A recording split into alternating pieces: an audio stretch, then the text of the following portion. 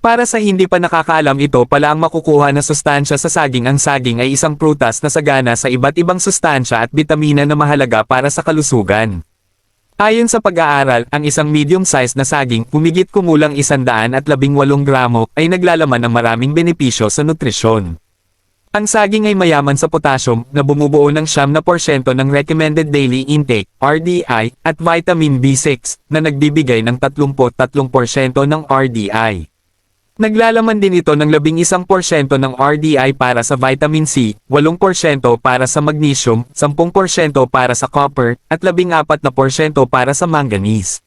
Bukod pa rito, ang saging ay nagbibigay ng 24 na gramo ng net carbs, 3.1 gramo ng fiber, 1.3 gramo ng protina, at 0.4 gramo ng taba, na may kabuuang 105 calories. Nagtataglay din ito ng pectin at resistant starch, na parehong uri ng fiber na nakakatulong sa pag-regulate ng blood sugar levels at pagpapabuti ng digestive health. Ang saging ay kilala bilang isang mahusay na pinagmumula ng fiber at antioxidants. Ang mga sustansyang ito ay mahalaga sa pagpapanatili ng malusog na pangangatawan at paglaban sa iba't ibang karamdaman. Ang pectin, na matatagpuan sa hinog na saging, at resistant starch, na nasa hilaw na saging, ay parehong gumaganap ng mahalagang papel sa pagkontrol ng blood sugar pagkatapos kumain at nakakatulong din sa pagbawas ng gana sa pagkain sa pamamagitan ng pagpapabagal ng panunaw. Para sa digestive health, ang resistant starch ay hindi natutunaw sa maliit na bituka at dumidiretso sa malaking bituka, kung saan ito nagsisilbing pagkain para sa mga good bacteria. Samantala, pinoprotektahan ng pectin ang tiyan mula sa colon cancer. Sa pagbabawas ng timbang, ang saging ay nakakatulong dahil sa taglay nitong fiber na nagbibigay ng pakiramdam ng kabusugan. Mababa rin ito sa calories ngunit mataas sa nutrients. Ang potassium sa saging ay mahalaga para sa kalusugan ng puso at pagkontrol ng blood pressure.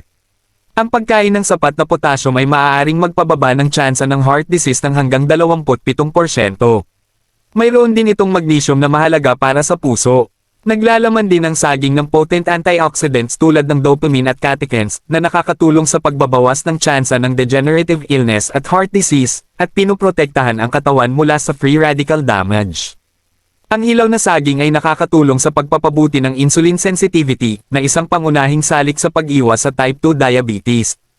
Ang pagkonsumo ng 15 hanggang 30 gramo ng resistant starch kada araw ay maaaring magpabuti ng insulin sensitivity ng 33 hanggang 50% sa loob ng 4 na linggo.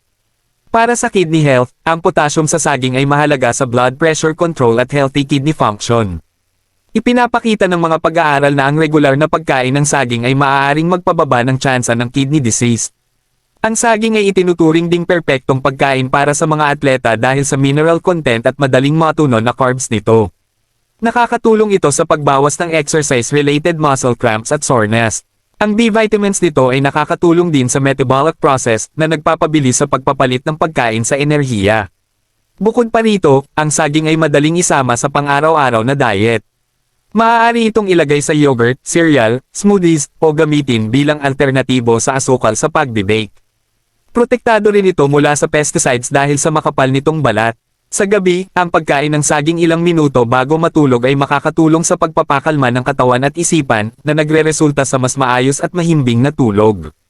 Gayunpaman, kung may hika o ubo, maaaring mahirapan ang katawan na tunawin ito malapit sa oras ng pagtulog. Sa wakas, ang saging ay mayaman sa potassium, isang vasodilator, na nakakatulong sa mga kalamnan upang makaiwas sa posibleng stroke, atherosclerosis, at heart attack. 13. Ang saging ay hindi lamang kinakain, maaari rin itong gawing masustansyang tsaa. Ang saging tea, na maaaring gawin gamit ang saging na may balat o wala, ay nakakatulong upang maiwasan ang bloating at makatulog ng maayos sa gabi, na may mababang sugar content.